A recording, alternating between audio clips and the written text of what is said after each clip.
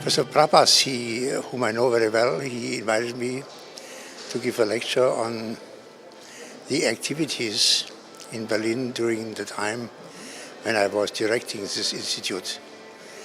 And of course, at that time, when the institute was started, this was still West Berlin. This was during the separation of the country. And still, the government in Berlin had decided to set up a very large cardiac surgery center with a capacity of more than 2,500 open heart cases, which at that time was the largest unit in Europe. And of course, everybody was asking, where should the patients come from? Because no East German patients could come to us. They all had to be flown in from West Germany.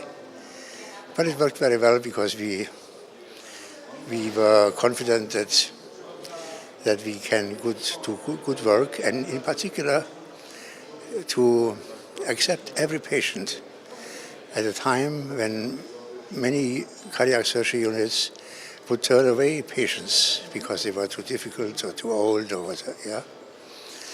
So I had the opportunity to set up a unit with all specialties, also pediatric, also aorta, and so on. And then I also had the opportunity to set up the first training school for perfusionists. The perfusionists are those people who, during the heart operations, run the heart-lung machine or other complicated apparatus. And at that time, there was no training for such people. So since I had such a large unit, I needed more people of this kind.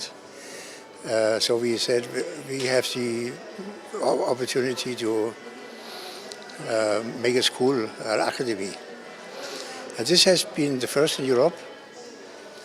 And up to now, more than 60% of all perfusionists in Germany have been students of this academy, for instance. But the main thing of the lecture was our activities for patients with end-stage heart failure. Because we had the chance to set up a large cardiac transplantation program, which at the time when I left the unit, we had done 1,800 heart transplantations and more than 100 combined heart-lung transplantations and more than 400 lung transplantations also.